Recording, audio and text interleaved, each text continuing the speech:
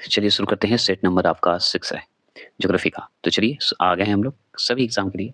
कोई भी स्टेट का एग्जाम देने जाएं या कुछ किसी भी क्षेत्र का एग्जाम देने जाएं, आपको ये जीके जीएस काम आएगा।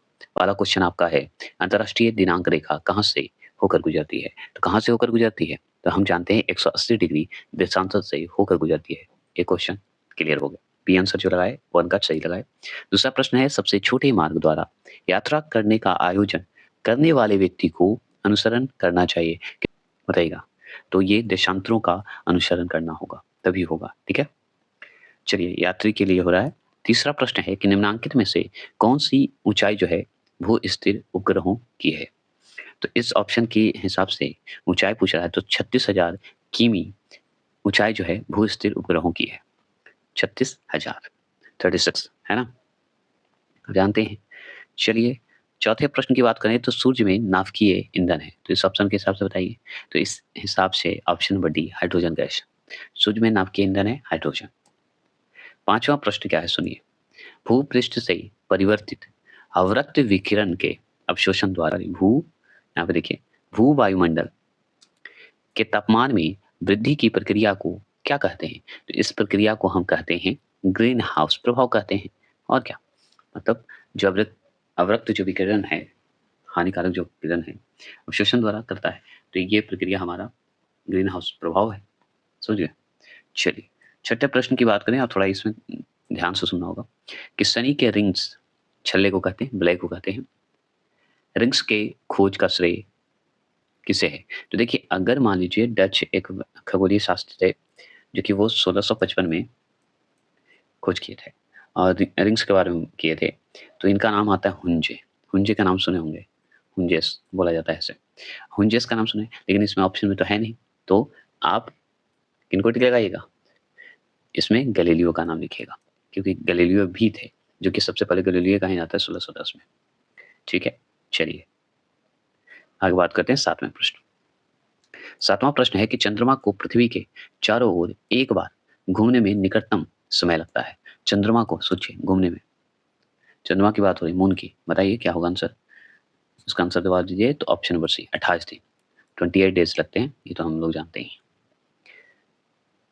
आठवें प्रश्न की बात करें तो एक प्रकाश वर्ष इससे सर्वाधिक समीप है। एक प्रकाश वर्ष जो है इससे सर्वाधिक समीप है, किससे सर्वाधिक समीप है बताइएगा? 10/8, 10/12, 10/20 या 10/16, बताइए क्या होगा आंसर? तो ऑप्शन नंबर सी 10-16 मीटर, ऐसे याद रखिएगा। नौवें प्रश्न की बात करें, धूमकेतु की जो है पूछ हमेशा सूर्य से दूर रहती है। धूमकेतु की जो पूछ है हमेशा सूर्य से दूर रहती है, तो इस ऑप्शन के हिसाब से क्या सटीक आंसर होगा बताएंगे? नौवें प्रश्न का सी होगा, सूर्यकिरण एवं सौर पवन के कारण होगा। चलिए 10वां प्रश्न, ओजोन महत्वपूर्ण है क्योंकि वह खतरनाक है, खाली जगह को अवशोषित कर लेते हैं। तो अवशोषित कर लेते हैं, तो किसको अवशोषित कर लेते हैं बताइए? 10वां प्रश्न का तो बी होगा, परावैंगनी विकिरण का। ठीक है, 11वां प्रश्न की बात करते हैं। कृष्ण छिद्र अंतरिक्ष में एक ऐसा पिंड है जो किसी विकिरण को जो है अपने में से निकलने नहीं देता है, इसका कारण है, क्या कारण है बताइए? इसका कारण है सी, अत्युच्च घनत्व। 12वां प्रश्न है, बादल किस मंडल में अवतरित होता है? बादल जो है किस मंडल में अवतरित होता है? तो बी क्षोमंडल में। ये तो हम जानते हैं, बादल जो है मौसम की बात करें तो क्षोमंडल में। अगर 13वां प्रश्न करें, चंद्र ग्रहण पर घटित होता है, तो चंद्र ग्रहण पर क्या घटित होता है लगता है? इसका 13वां प्रश्न का आंसर का जवाब हम दे देते हैं, बी होगा, पूर्णमासी के दिन होता है। 14 प्रश्न है कि ग्रह जो है सूर्य के चारों ओर घूमते हैं, इसका कारण है, क्या कारण है बताइए? ग्रह जो है सूर्य के चारों ओर घूमता है, क्या कारण है बता सकते हैं? तो हम अच्छे से जानते हैं, गुरुत्वाकर्षण बल के कारण घूमते हैं एक दूसरे से। 15वां प्रश्न क्या है, सूर्य के पश्चात पृथ्वी के सर्वाधिक निकटतम तारे के जो हैं पृथ्वी पर प्रकाश कितने समय में पहुंचता है? प्रकाश कितने समय में पहुंचता है? तो आप बताइए 15वां प्रश्न का ए 4.3 सेकंड में पहुंचता है। ठीक है, और हमारा सूर्य ध्यान में करते हैं 8 पॉइंट कितना बताइए? 8.3। ठीक है, ये ध्यान रखिएगा। चलिए 16वां प्रश्न की बात करते हैं। वह बिंदु जिस पर एक वस्तु सूर्य के चारों ओर दीर्घवृत्ताकार रूप में यात्रा करते हुए या यात्रा करती हुई सूर्य के समीप आ जाता है, तो क्या होगा? इसका आंसर बताइए। उसे क्या कहेंगे ये बताइए। तो सी, पेरी माने परिहेलिन होता है। क्लियर हो गए? इसकी डिटेल हम बाद में करेंगे, थोड़ा काम है इसलिए फास्ट चल रहे हैं। 17वां प्रश्न है, टाइटन किस ग्रह का उपग्रह है? टाइटन तो शनि का है, ये हम जानते हैं। ठीक है। पार्थिव ग्रह, पार्थिव ग्रह कौन-कौन से हैं? तो पार्थिव ग्रह एक होता है, बताइए पार्थिव ग्रह कौन-कौन होंगे? पार्थिव ग्रह बताइए। तो बुध, शुक्र, पृथ्वी, मंगल अंदर वाले एरिया को कहा जाता है। तो आपको बुध होगा, शुक्र होगा, अर्थ मतलब पृथ्वी होगा, मंगल होगा, है ना? ये जो है हमारे पार्थिव ग्रह हैं। 19वां प्रश्न है, मंगल ग्रह का रंग क्या होता है? लाल होता है ना? लाल होता है। रेड प्लैनेट भी कहा जाता है इसे, है ना? लाल है तो इसी को कहते हैं ना लाल ग्रह। समान दाब वाले स्थान को मिलाने वाली रेखा को क्या कहते हैं? इस रेखा को क्या कहा जाता है? 20वां प्रश्न का जवाब दीजिए। तो सी, समदाब रेखा कहते हैं। 21वां प्रश्न की बात करते हैं। हरा प्रकाश छोड़ने वाला ग्रह कौन सा है? हरा प्रकाश छोड़ने वाला ग्रह कौन सा है? बताएंगे 21 का। तो इसका होगा डी, नेपच्यून होता है। ठीक है, सिर्फ मॉक टेस्ट दे रहे हैं। ठीक है। 22वां प्रश्न है, ओरियन नक्षत्र का भारतीय नाम क्या है? ओरियन जो है एक नक्षत्र है, उसका भारतीय नाम बताइए। बताएंगे 22वां प्रश्न का। तो मृगा नाम है। ठीक है। 23 क्वेश्चन नंबर, पृथ्वी का विश्वतीय व्यास लगभग कितना है?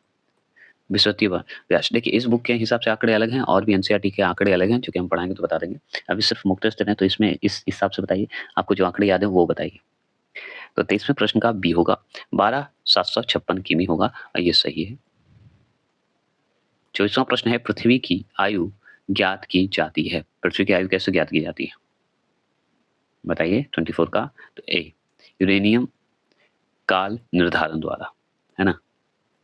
चलिए 25 क्वेश्चन नंबर, पृथ्वी की सतह से नीचे द्रवीभूत शैल जो है कहलाता है?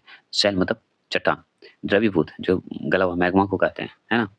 तो कहलाता है, क्या कहलाता है? मैं तो बता दिया, आप बताइए।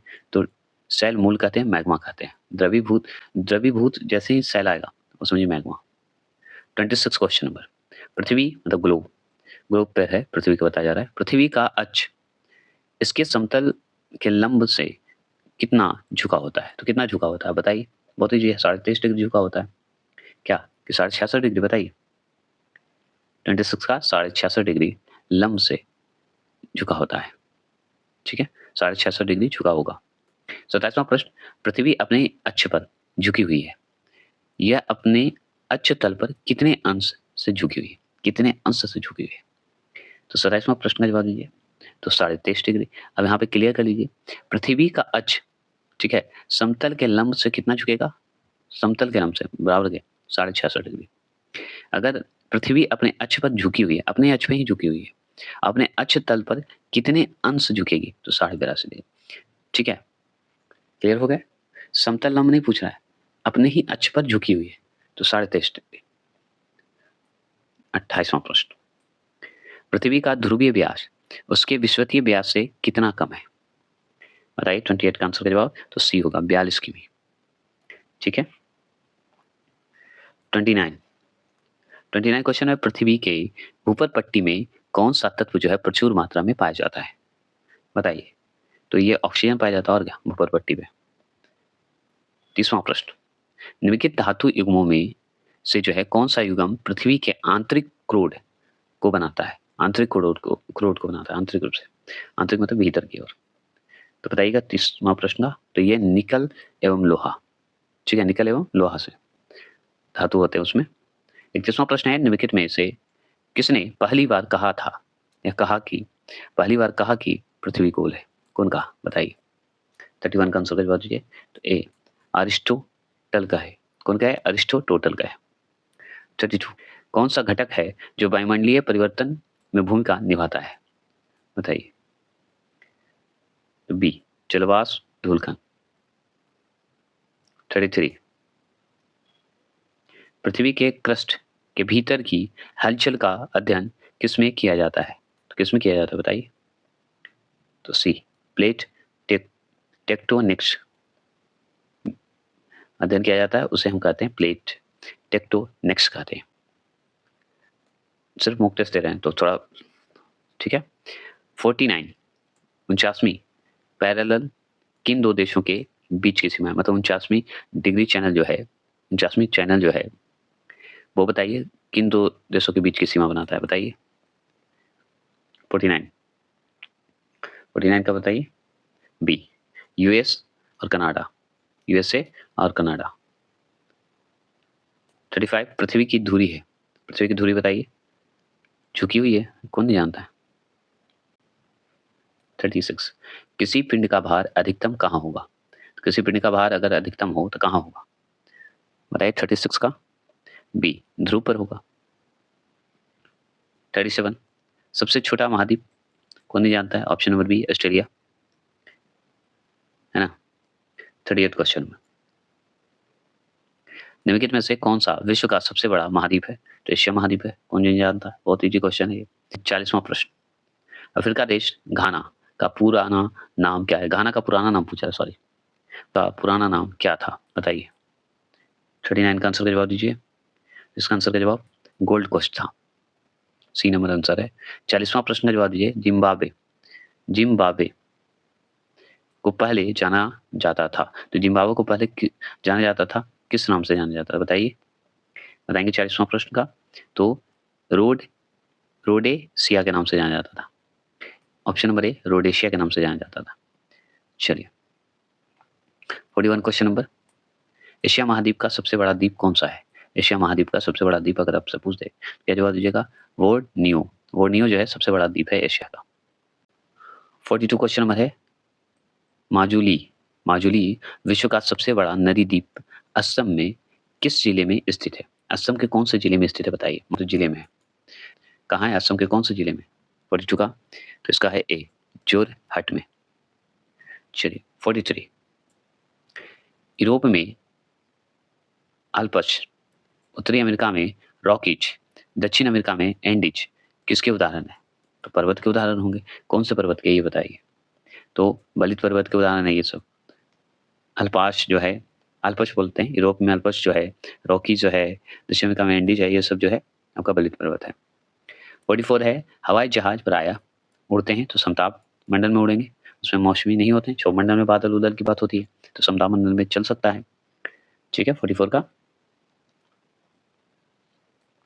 45, कोटोपेक्शी कहाँ स्थित है? बताइए कोटोपेक्शी कहाँ स्थित है, ये बताइए। 45 का ए होगा, इक्वाडोर। 46, पहाड़ की ऊंचाई से जो है बर्फ पिघलने के पिंड को कहते हैं, क्या कहते हैं? तो इसे ग्लेशियर कहेंगे और क्या कहेंगे? 47 क्या है, तिब्बती लोग किसे चामोंग, चामोलुंग या चामोलुंगा कहते हैं? चामोलुंगा अथवा देवी माता कहते हैं, किसे कहते हैं बताइए? तो ये माउंट एवरेस्ट को कहते हैं, चामोलुंगा अथवा देवी माता। 48, लाल सागर एवं भूमध्य सागर को जोड़ने वाली नहर का नाम बताइए। लाल सागर और भूमध्य सागर को जोड़ती है, तो सी, स्वेज नहर। 49 क्वेश्चन, मध्य सागर कहाँ स्थित है? इजराइल और जॉर्डन के बीच है मध्य सागर। 50वां प्रश्न, किस महासागर में केप कोमोरिन स्थित है? किस महासागर में केप कोमोरिन जो है स्थित है? तो वो है ऑप्शन नंबर बी, हिंद महासागर में। तो लीजिए ये हो गए छठे सेट खत्म, 7वें सेट की ओर चलते हैं।